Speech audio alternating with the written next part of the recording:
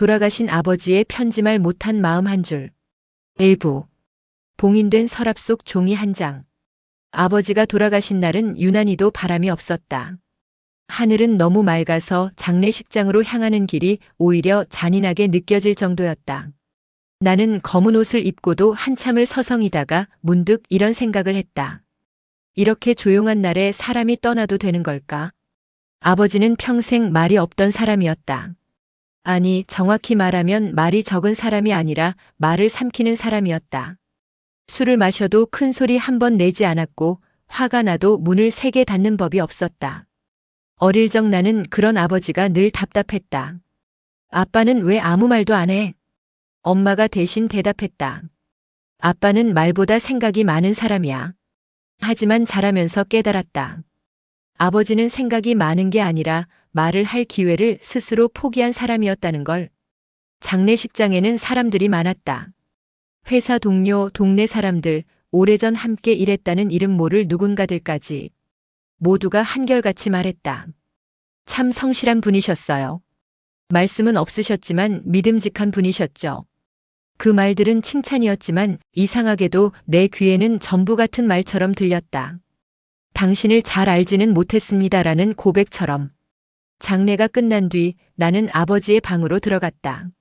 아버지의 방은 늘 정돈되어 있었다. 침대는 반듯했고 책상 위에는 먼지 하나 없었다. 서랍은 늘 잠겨 있었다. 어릴 때부터 나는 그 서랍을 열어본 적이 없었다. 아버지가 굳이 잠가두었기 때문이다. 그날 나는 처음으로 그 서랍을 열었다.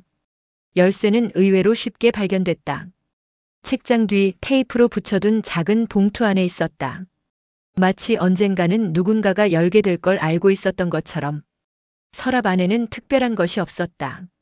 통장, 오래된 시계, 병원 진단서 몇 장.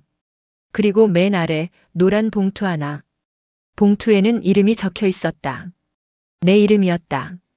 그 순간 심장이 이상하게 뛰기 시작했다. 마치 오래전부터 기다려온 답장을 이제야 받은 사람처럼. 봉투 안에는 종이 한 장이 들어있었다. A사도 아닌 반접은 작은 종이. 글씨는 단정했지만 힘이 없었다. 아버지의 글씨였다. 나는 한참을 들여다보다가 종이를 펼쳤다. 아, 이 편지를 내가 보게 된다면 나는 이미 너 곁에 없겠지.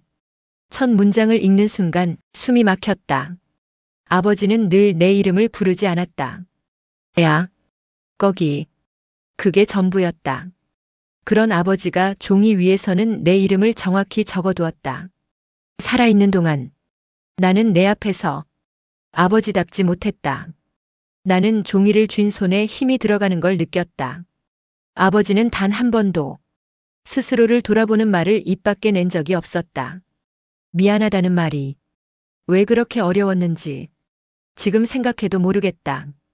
나는 그 문장에서 처음으로 눈물이 떨어졌다.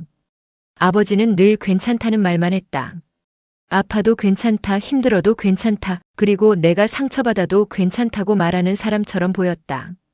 하지만 그건 괜찮음이 아니라 참는 연습이었을지도 모른다. 내가 어릴 때 학교 앞에서 기다리던 날이 있었다. 비가 오던 날이었다. 나는 기억을 더듬었다. 초등학교 3학년, 비 오는 날, 우산이 없어서 학교 처마 밑에서 울고 있던 날. 아버지는 그날 나를 데리러 오지 않았다. 나는 혼자 집까지 걸어왔고 문을 열었을 때 아버지는 텔레비전을 보고 있었다. 그날 나는 아버지를 미워했다. 그날 나는 회사에서 나오지 못했다. 한마디만 하면 될 일이었는데 그 말을 못했다. 한마디. 아버지가 평생 하지 못했던 바로 그 한마디. 아버지라면 먼저 나서야 했는데 나는 늘 뒤에 서 있었다. 종이를 읽는 동안 아버지의 목소리가 들리는 것 같았다. 낮고 조용한 늘 말끝을 흐리던 그 목소리. 너에게 해주고 싶은 말은 많았는데 막상 입을 열면 전부 사라졌다. 나는 문득 깨달았다. 아버지가 침묵했던 건 무관심이 아니라 두려움이었을지도 모른다는 걸. 혹시 내가 차갑게 보였다면 그건 사랑을 어떻게 꺼내는지 몰랐기 때문이다. 이 문장을 읽고 나는 종이를 접어 가슴에 눌렀다. 심장이 아파서 숨을 깊게 쉴 수가 없었다. 아버지는 사랑하지 않은 적이 없었다. 다만 사랑을 말하는 방법을 배우지 못했을 뿐이었다. 이 편지를 남기는 이유는 단 하나다. 너에게 마지막으로 말하고 싶은 한 줄이 있어서다. 종이의 마지막 줄. 잉크가 조금 번져 있었다. 아마도 그 한 줄을 적을 때 아버지의 손이 떨렸을 것이다. 내가 참 고맙다. 그 한 줄을 읽고 나는 처음으로 소리를 내어 울었다. 장례식 내내 나오지 않던 눈물이 그 방에서 터져 나왔다. 아버지는 평생 사랑한다는 말을 하지 않았다. 자랑스럽다는 말도 미안하다는 말도 끝내 입 밖으로 내지 않았다. 하지만 그 모든 말 대신 아버지는 고맙다는 한 줄을 남겼다. 그날 나는 알았다. 아버지는 말이 없었던 사람이 아니라 마지막까지 말을 아껴서 남긴 사람이었다는 걸. 그리고 그 편지는 끝이 아니었다. 아버지가 남긴 이야기는 이제 막 시작이었기 때문이다. 2부. 말하지 못한 날들의 기록. 아버지의 편지를 다 읽고도 나는 한동안 그 방을 나오지 못했다. 종이 한 장이 이렇게 무거울 수 있다는 걸 그날 처음 알았다. 책상 위에 편지를 올려두고 방 안을 천천히 둘러보았다. 어릴 적엔 그저 아버지 냄새가 나는 방이라고만 생각했던 공간이 이제는 전혀 다르게 보였다. 벽 한쪽에는 달력이 걸려 있었다. 몇 년 전 달력이었다. 날짜마다 작은 동그라미와 표시들이 있었다. 아무 의미 없는 낙서처럼 보였지만 자세히 보니 전부 일정이었다. 병원, 학교 상담, 비 오는 날, 비 오는 날. 나는 그 단어 앞에서 한참을 멈춰섰다. 서랍을 다시 열어보니 아까는 보이지 않던 얇은 공책 하나가 끼워져 있었다. 표지는 헤어졌고 모서리는 닳아 있었다. 아버지가 쓰던 메모장이었다. 첫 장에는 이렇게 적혀 있었다. 말은 못해도 적어두면 마음이 덜 무거워진다. 나는 숨을 삼켰다. 아버지는 말 대신 글로 자신을 버텨온 사람이었다. 공책의 내용은 일기라고 하기엔 짧았고 메모라고 하기엔 너무 솔직했다. 오늘도 아이 얼굴을 제대로 못 봤다. 자는 모습만 보고 나왔다. 웃고 있었는데 왜 나는 그 앞에서 아무 말도 못했을까? 아버지라는 자리가 생각보다 너무 높다. 페이지를 넘길수록 아버지는 내가 알던 사람과 점점 달라졌다. 늘 무뚝뚝하고 단단해 보이던 사람은 그 안에서 계속 흔들리고 있었다. 혼내야 할 때 안아주고 싶었는데 순서를 자꾸 헷갈린다. 나는 그 문장을 읽으며 어릴 적 장면 하나를 떠올렸다. 중학생 때였다. 성적표를 숨기다 들켜서 아버지에게 크게 혼난 날. 그날 아버지는 단 한마디만 했다. 노력해라. 그리고 방으로 들어가. 문을 닫았다. 그때 나는 생각했다. 아버지는 나한테 실망했구나. 하지만 공책에는 그날의 기록이 남아 있었다. 화를 내고 나서 손이 떨렸다. 아이보다 내가 더 미웠다. 그 문장을 읽는 순간 머릿속이 멍해졌다. 내가 알던 기억이 완전히 다른 얼굴로 서 있었다. 아버지는 나를 외면한 게 아니라 자신을 숨기고 있었던 것이다. 내가 더 잘 말할 수 있었다면 아이는 덜 아팠을까? 아버지도 연습이 필요한 역할이라는 걸 이제야 알겠다. 나는 그 문장 앞에서 공책을 덮었다. 눈앞이 흐려져 더는 읽을 수가 없었다. 아버지는 완벽해서 침묵한 사람이 아니었다. 불완전해서 말을 고르다 끝내 삼킨 사람이었다. 문득 아버지가 마지막에 남긴 편지에 고맙다라는 말이 다르게 들렸다.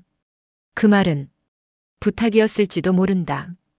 이만하면 된 거냐고 나도 아버지로서 애썼다고. 그날 밤 나는 아버지의 방에서 잠들었다. 이상하게도 그 방은 처음으로 차갑지 않았다.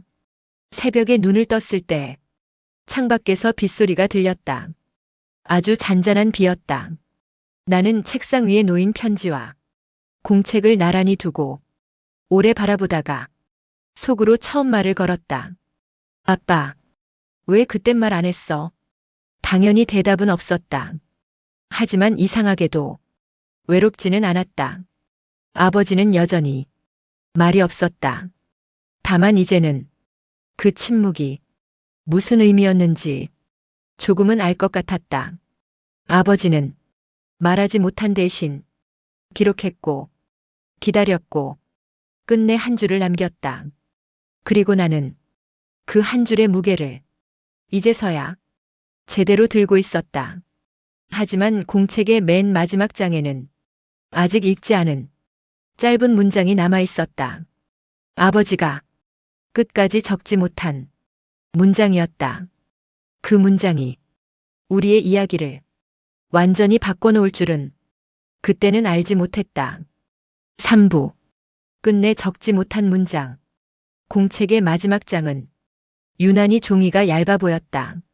앞에 페이지들과 달리 글씨도 적었고 중간중간 멈춘 흔적이 남아 있었다.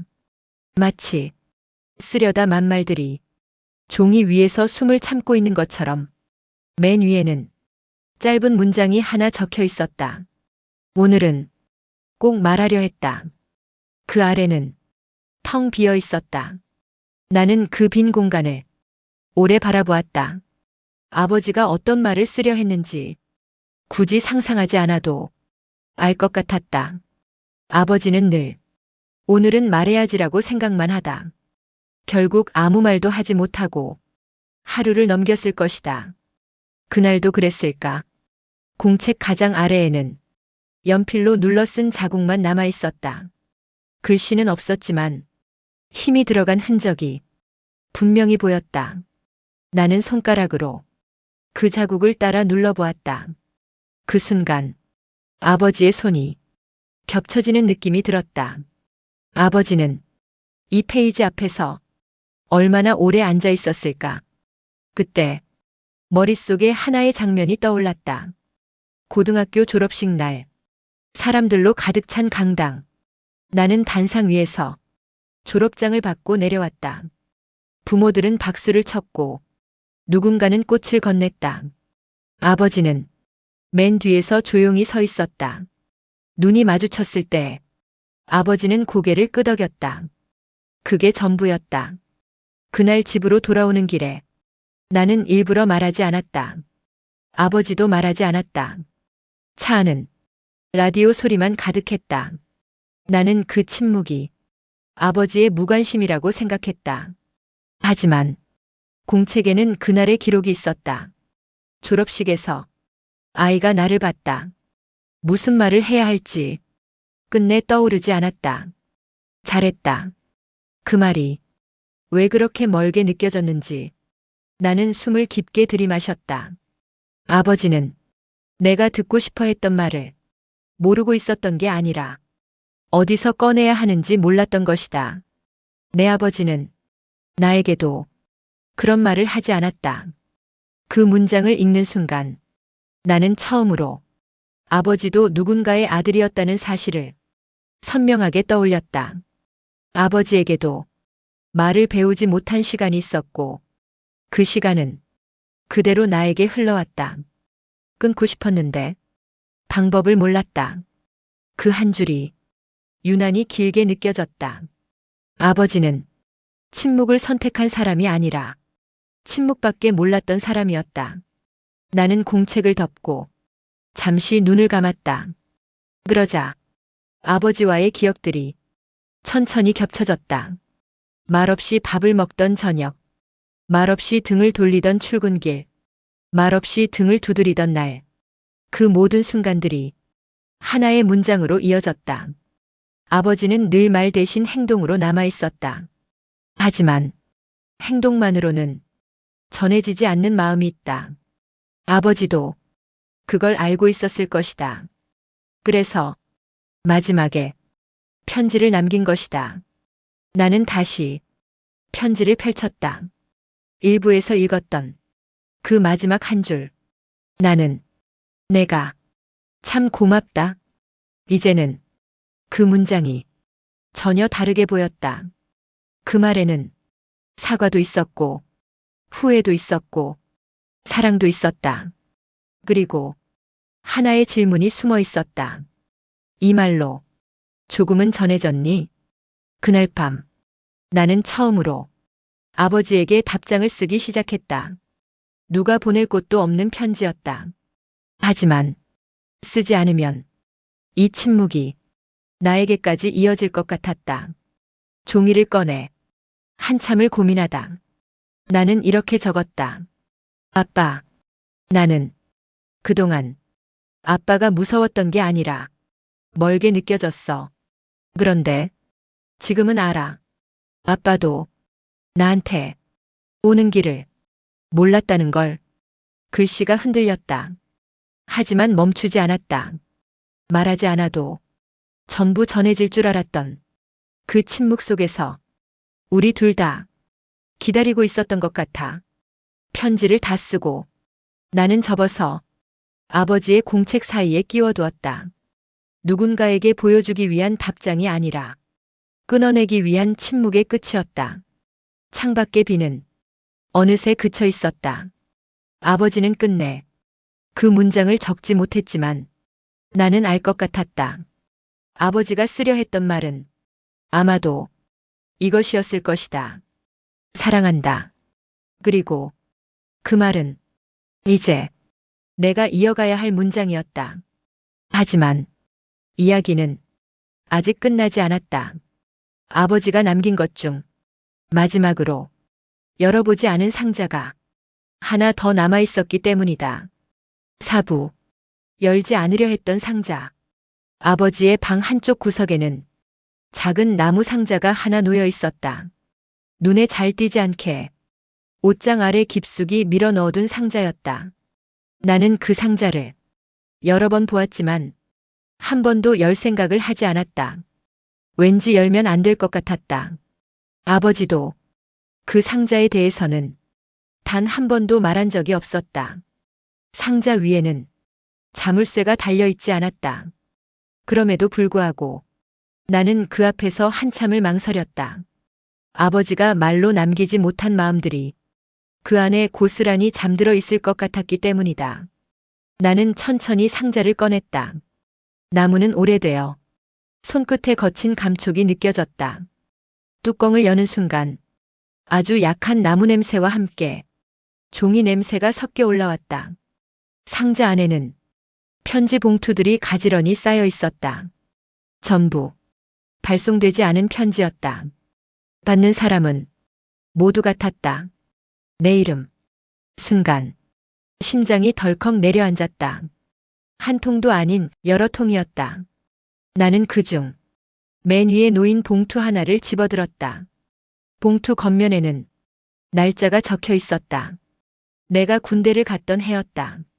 손이 떨려 한동안 봉투를 열지 못했다.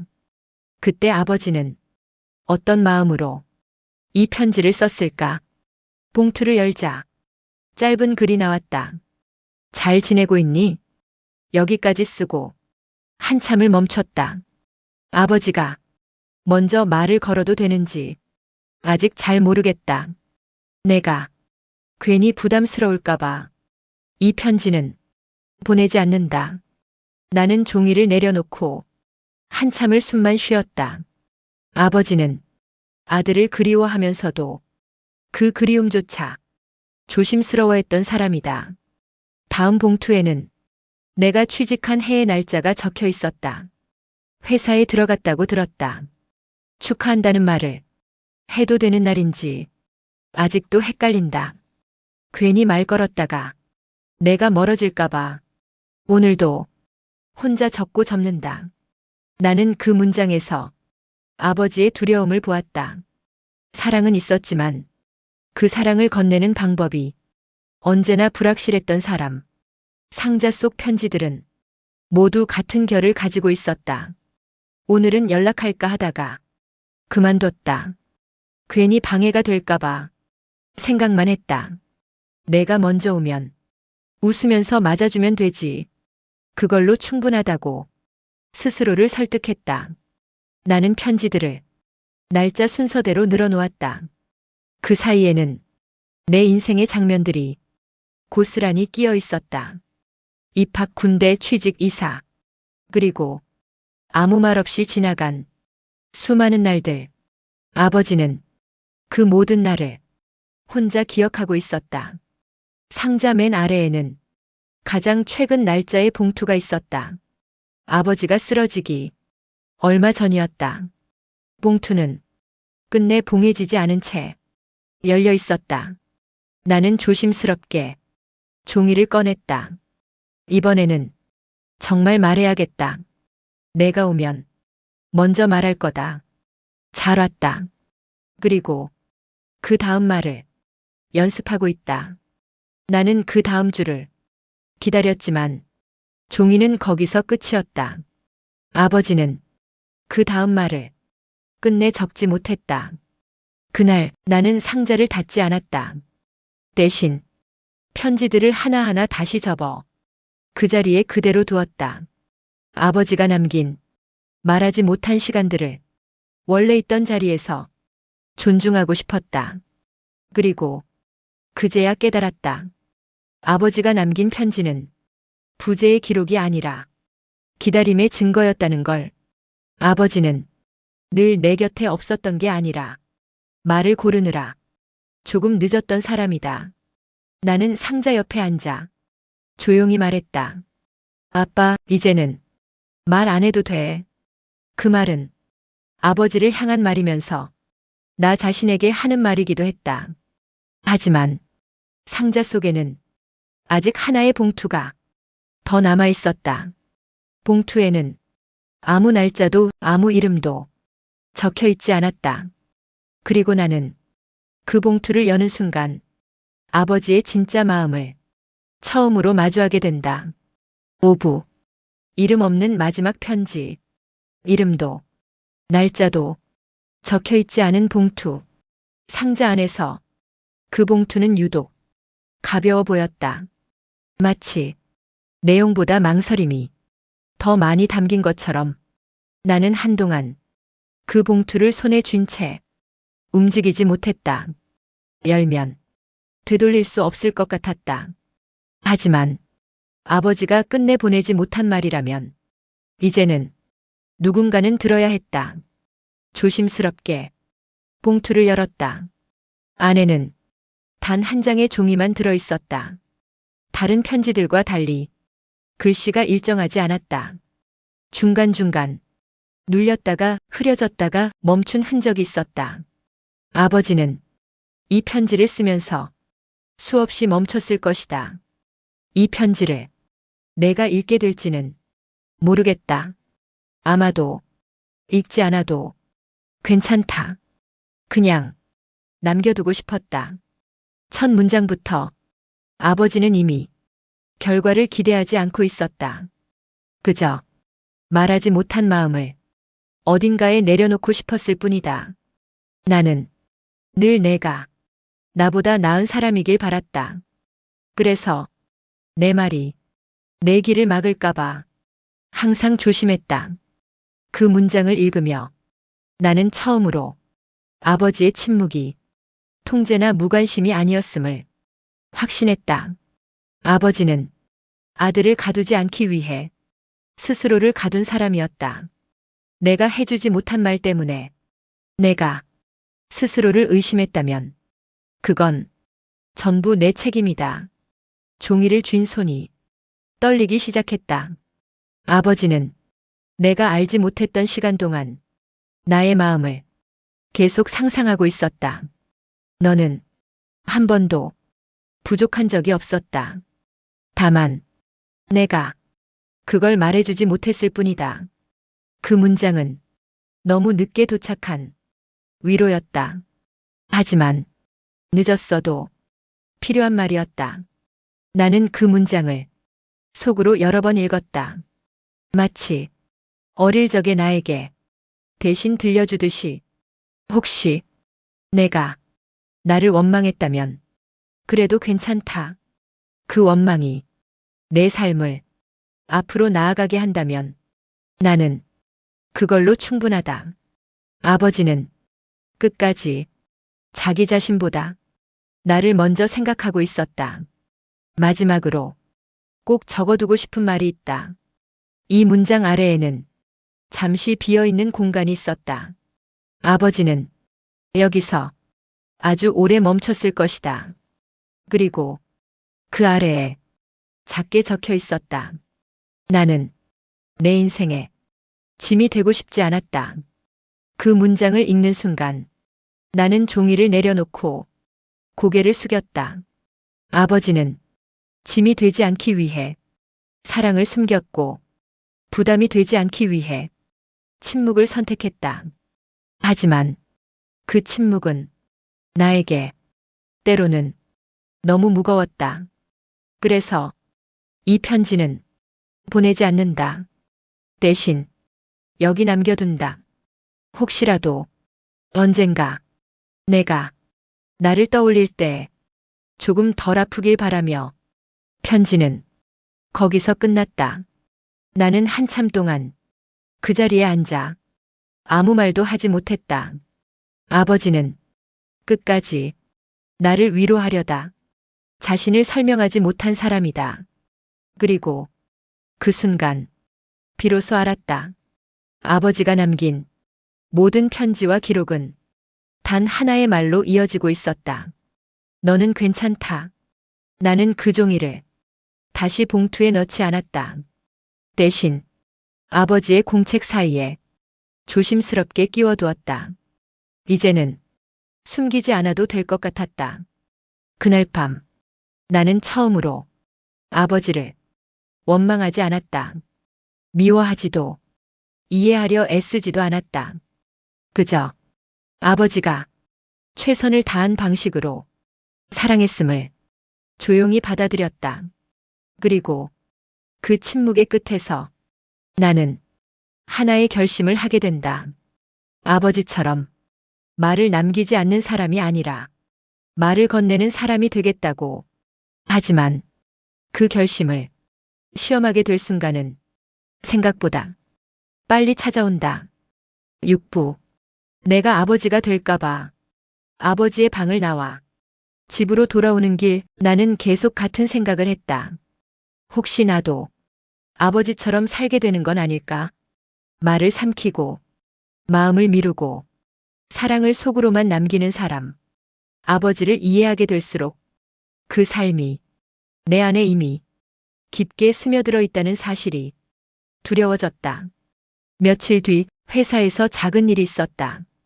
팀 회의 도중 후배 하나가 실수를 했다. 회의실 공기가 순간 굳어졌다. 사람들의 시선이 그 후배에게 쏠렸다. 나는 아버지가 그랬던 것처럼 아무 말도 하지 않았다. 후배는 고개를 숙였고 회의는 그대로 끝났다. 자리로 돌아오는 길에 후배가 내 옆을 스쳐 지나갔다. 아무 말 없이. 그 순간 가슴이 철렁 내려앉았다. 그 뒷모습이 너무 익숙했기 때문이다. 어릴 적의 나. 그날 밤 아버지의 편지가 다시 떠올랐다. 내가 해주지 못한 말 때문에 내가 스스로를 의심했다면 나는 지금 이 순간에도 누군가에게 같은 침묵을 건네고 있었다. 그날 이후 나는 자꾸 말을 고르다 멈추는 나를 발견했다. 괜히 오해받을까봐, 괜히 선 넘는 것 같을까봐, 괜히 부담이 될까봐. 그 모든 이유가 아버지가 침묵했던 이유와 너무 닮아 있었다. 어느 날 저녁 집에 돌아왔을 때 전화 한 통이 걸려왔다. 어머니였다. 요즘 괜찮니? 늘 하시던 말이었다. 응, 괜찮아. 전화를 끊고 나서 나는 한참을 멍하니 앉아 있었다. 아버지가 평생 가장 많이 했던 말. 괜찮다. 그 말은 상대를 안심시키는 말이었지만 자기 자신을 혼자 남겨두는 말이기도 했다. 나는 그날 아버지의 공책을 다시 펼쳤다. 말하지 않으면 상처를 주지 않을 수 있다고 믿었다. 하지만 말하지 않아서 더 깊이 남는 상처도 있다는 걸 이제 안다. 그 문장을 읽으며 나는 처음으로 아버지에게 화가 났다. 왜 그걸 더 일찍 알아주지 않았을까? 하지만 곧 깨달았다. 아버지는 나에게 그 답을 이미 남겨두었다는 걸. 이제는 내가 고르면 된다. 며칠 뒤 회사에서 같은 후배를 다시 만났다. 엘리베이터 안 어색한 침묵이 흘렀다. 문이 닫히기 직전 나는 입을 열었다. 그날 말 안 해서 미안해. 후배는 놀란 눈으로 나를 보았다. 아니에요, 제가 실수했는데요. 나는 고개를 저었다. 아니야. 그때 너 많이 힘들었을 거야. 잠시의 침묵 후 후배는 작게 웃었다. 사실 그 말 한마디 듣고 싶었어요. 엘리베이터 문이 열리고 후배는 먼저 내렸다. 그 뒷모습을 보며 나는 조용히 숨을 내쉬었다. 아버지와 다른 선택을 처음으로 한순간이었다. 그날 밤 나는 아버지에게 말없이 고마워했다. 아버지가 실수한 삶을 남겨줬기에 나는 다른 선택을 할 수 있었다. 아버지는 침묵으로 사랑했고 나는 말로 사랑하는 법을 배우고 있었다. 하지만 아버지를 떠올리는 건 여전히 쉽지 않았다. 그의 삶을 이해하면 할수록 그가 얼마나 외로웠는지가 선명해졌기 때문이다. 나는 문득 아버지가 쓰러지기 전날을 떠올렸다. 그날 아버지는 내게 전화를 걸었다. 나는 받지 못했다. 부재중 전화 한 통. 그날 밤 아버지는 다시 전화하지 않았다. 그리고 그게 마지막이었다. 그 사실이 아직도 내 가슴 어딘가에 묵직하게 남아 있었다. 나는 그날 밤 아버지의 마지막 전화를 떠올리며 처음으로 그날의 기록을 찾아보기로 한다. 아버지가 그 전화를 걸기 전 무엇을 생각했는지, 그날의 진실은 아직 완전히 열리지 않았다. 7부. 아버지가 마지막으로 걸었던 전화. 휴대폰 통화 기록을 다시 열어보는 데까지 나는 꽤 오랜 시간이 걸렸다. 이미 수십 번은 본 화면이었다. 그런데도 다시 누르는 손끝이 유난히 무거웠다. 부재중 전화 한 통. 발신자 아버지. 시간 밤 9시 47분. 그날을 떠올리면 이상할 정도로 상세한 기억은 없다. 퇴근이 늦었고 몸이 피곤했고 전화벨이 울렸을 때 나는 이렇게 생각했다. 조금 있다가 걸어도 되겠지. 하지만 조금 뒤는 영영 오지 않았다. 나는 통화 기록을 넘기다 메시지함을 열었다. 아버지에게서 온 메시지는 그게 전부였다. 별일은 아니다. 나중에 전화해라. 짧은 문장. 아버지다운 말이었다. 그 문장을 다시 읽는 순간 나는 숨을 멈췄다. 아버지는 늘 중요한 말을 이렇게 감춰두곤 했다. 별일 아니다. 그 말 뒤에 얼마나 많은 마음을 숨겨왔는지 나는 이미 알고 있었기 때문이다. 나는 그날의 기억을 억지로라도 떠올리려 애썼다. 그날 밤 나는 왜 전화를 받지 않았을까? 회의 때문도 아니었고 중요한 약속이 있었던 것도 아니었다. 그저 괜히 무거운 이야기를 하게 될까봐 피하고 싶었을 뿐이다. 그 생각이 가슴을 찔렀다. 나는 아버지를 이해한다고 말하면서도 정작 아버지의 침묵을 그대로 되돌려주고 있었다. 며칠 뒤 어머니에게서 그날에 대한 이야기를 들었다. 그날 아빠가 내 전화 기다리더라. 그 한마디에 심장이 내려앉았다. 뭐라고 하셨어요? 어머니는 잠시 말을 멈췄다가 조용히 말했다. 그냥 오늘은 내 목소리 좀 듣고 싶다고. 아버지는 그 말조차 내게 직접 하지 못했다. 어머니를 통해서, 전화기를 통해서 언제나 한 겹을 두고 다가왔던 사람. 나는 아버지의 공책을 다시 펼쳤다. 마지막 페이지 근처에 그날의 기록이 있었다. 오늘 전화를 걸었다. 벨이 울리는 동안 이상하게 심장이 빨리 뛰었다. 괜히 걸었나 싶다가도 그냥 목소리만 들으면 괜찮을 것 같았다. 그 문장을 읽는 순간 눈앞이 흐려졌다.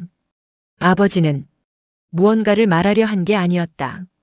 그저 아들의 목소리를 확인하고 싶었을 뿐이다. 받지 않으면 그것도 괜찮다. 언젠가는 다시 통화할 수 있으니까.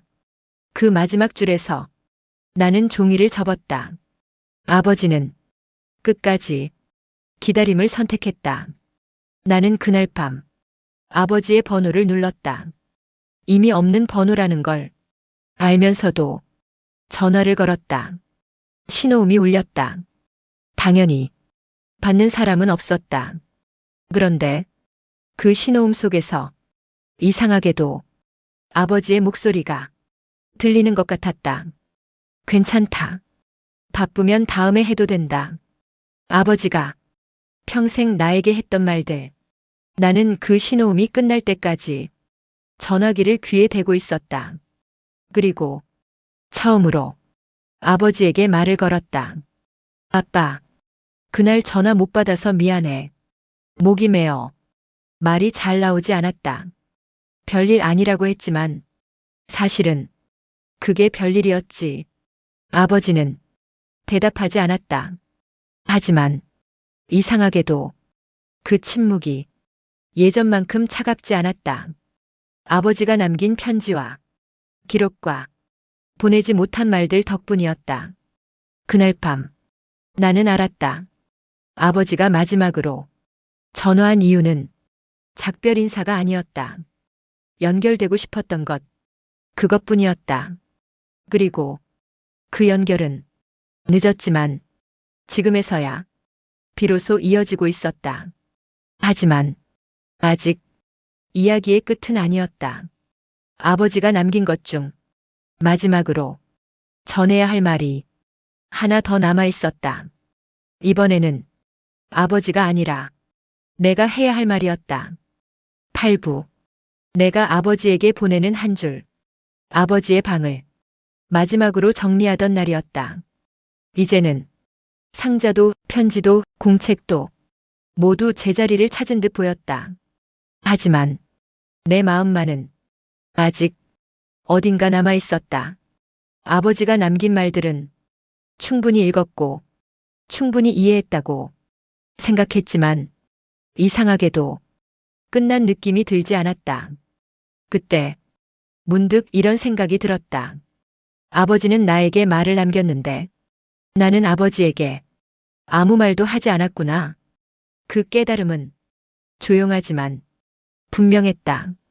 나는 책상 앞에 앉아 종이 한 장을 꺼냈다. 이번에는 망설이지 않았다.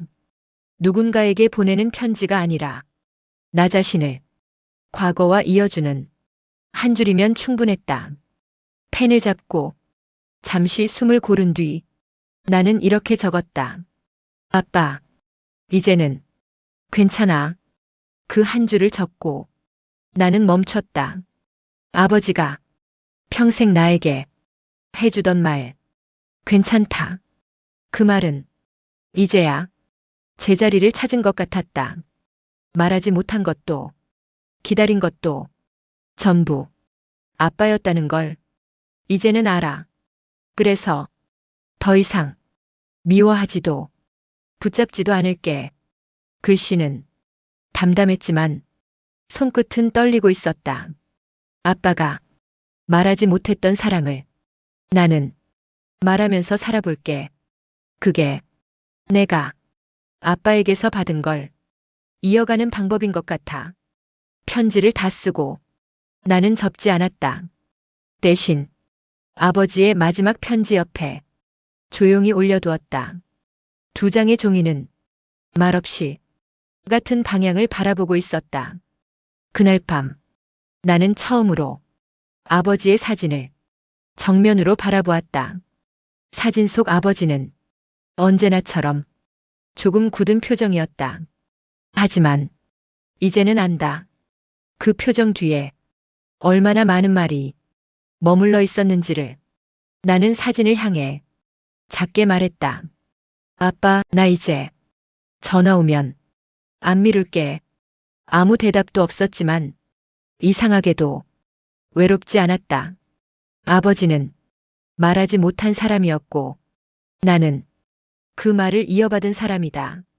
침묵은 여기서 끝나도 괜찮았다. 며칠 뒤 회사에서 후배에게서 메시지가 왔다. 그날 말해주셔서 정말 감사합니다. 짧은 문장이었다.